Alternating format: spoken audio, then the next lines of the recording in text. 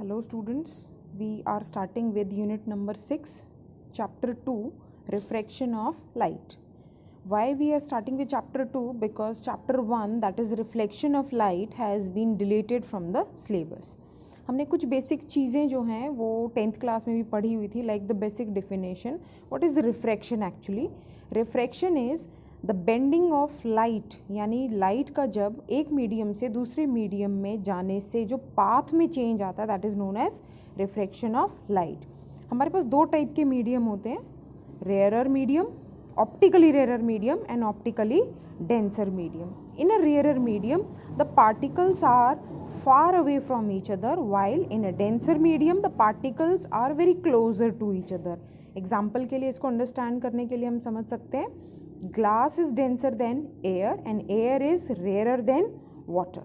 What is the basic cause of refraction? 1 mark में एक question आता है. The basic cause is when light travels from one medium to another medium, one medium to another medium, then there is a change in velocity of light. Okay, we know that कि जितनी भी आपकी speeds differ करेंगी medium में, उतना ही refraction ज़्यादा होगा. जितना ज़्यादा स्पीड्स में डिफरेंस आएगा, यानी अगर हम एक मीडियम से दूसरे मीडियम में जा रहे हैं, जितना वेलोसिटी में चेंज आएगा उतना ही अमाउंट ऑफ रिफ्रैक्शन ज़्यादा होगा, right. So when one light, a ray of light goes from one medium to another medium, what factors changes? The factors changing are velocity and wavelength. बहुत important बात है. Frequency, which is known as a fundamental quantity, and phase do not change. क्या क्या सिर्फ change होगा? जब ये light इस मीडियम से इस मीडियम में आ रही है तो उसकी सिर्फ वेलोसिटी और वेवलेंथ चेंज होंगी, फ्रीक्वेंसी चेंज नहीं होंगी. लॉज ऑलरेडी 10th क्लास में पढ़े थे. ये तीनों rays, incident ray, refracted ray, normal, कौन कौन सी हैं यहाँ? ये इंसिडेंट, एन से नॉर्मल और रिफ्रैक्टेड मीडियम, रिफ्रैक्टेड रे, ये तीनों एक ही प्लेन में लाई करती हैं. स्नेल्स लॉ, स्नेल्स लॉ आपको 10th क्लास में इस तरीके से बताया गया होगा कि mu is equal to sine I by sine R. लेकिन हम इसको इजी फॉर्म में करेंगे आज. कैसे? कि हम क्या कहते हैं, प्रोडक्ट, मान लीजिए दो मीडियम है, mu one and mu two. आप सभी को ये भी पता है कि when a ray of light moves from rare medium to denser medium, then it bends towards the normal.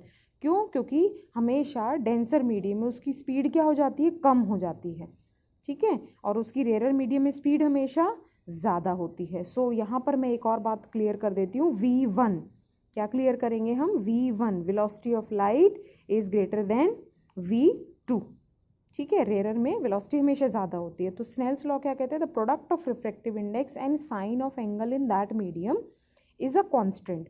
So constant क्योंकि टेम्परेचर पैरामीटर्स पे डिपेंड करता है, तो दूसरी मीडियम के लिए भी यही वाला फैक्टर रहेगा. क्या? प्रोडक्ट ऑफ, किसका प्रोडक्ट? इस मीडियम का रिफ्रैक्टिव इंडेक्स इनटू साइन इस मीडियम में एंगल, कितना? आर. ये भी क्या रहेगा? कांस्टेंट. दोनों को इक्वेट कर दिया तो जो आपने 10th क्लास में रिलेशन पढ़ा था वही हमारे पास रिलेशन आ गया. ये एक मीडियम का रिफ्रैक्टिव इंडेक्स है with respect to different medium, दूसरी मीडियम, तो इसीलिए इसका क्या नाम होता है? Relative refractive index. क्या नाम देते हैं हम इसको? Relative refractive index. लेकिन जब हम एक मीडियम का refractive index with respect to air लेते हैं तो उसको हम नाम क्या देंगे? Absolute refractive index. और उसका फॉर्मूला क्या रहेगा? Speed of light in air divided by speed of light in medium. ऐसा कब होगा? जब हम एयर के रिस्पेक्ट में लेंगे. So C by V. इसी को वेवलेंथ, क्योंकि velocity is directly proportional to wavelength, तो लेमडा की फॉर्म में भी हम इसको लिख सकते हैं. लेमडा फॉर एयर ऊपर आएगा, मीडियम नीचे आएगा. इसको म्यू से प्रोनाउंस करते हैं. न्यू होता है बेटा फ्रीक्वेंसी, ये होता है frequency, this is known as nu. और म्यू होता है रिफ्रैक्टिव इंडेक्स. इसकी कोई यूनिट नहीं होती, it is just a number. ये क्या बताने के लिए यूज़ किया जाता है कि विच medium is rarer and which medium is denser. किस किस पे डिपेंड करता है? डेंसिटी पे, मीडियम की डेंसिटी पे, मतलब कि पार्टिकल्स क्लोजर हैं, फार्दर हैं. टेम्परेचर पे इन्वर्सली प्रोपोर्शनल है. ये वेवलेंथ ऑफ लाइट पे भी डिपेंड करता है. कॉशी नाम के साइंटिस्ट ने बताया था कि the refractive index of a medium is inversely proportional to wavelength by this relation, mu is equal to A plus B by lambda square plus C by lambda 4.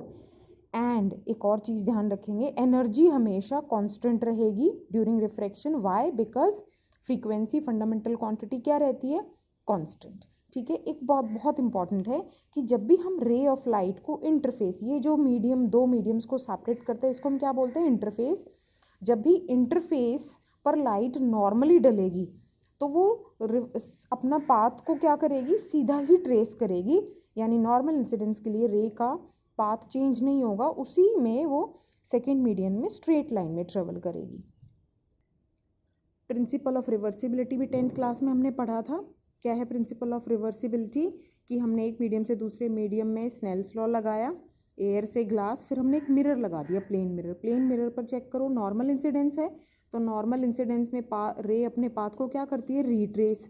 तो फिर हमने दूसरा भी रिफ्रैक्टिव इंडेक्स निकाल दिया ऑफ, पहले निकाला glass with respect to air, क्योंकि हम एयर से ग्लास में आ रहे थे। फिर हमने दोबारा लगाया स्नेल्स लॉ, कैसे लगाया, फ्रॉम ग्लास टू एयर, क्योंकि रिफ्लेक्ट हो गई थी रे, तो 1 और 2 दोनों को मल्टीप्लाई किया, that comes out to be 1। इसका मतलब रिवर्स होते हैं ये एक दूसरे के, मतलब glass with respect to air is equal to reciprocal of refractive index of air with respect to glass, so it is known as principle of reversibility.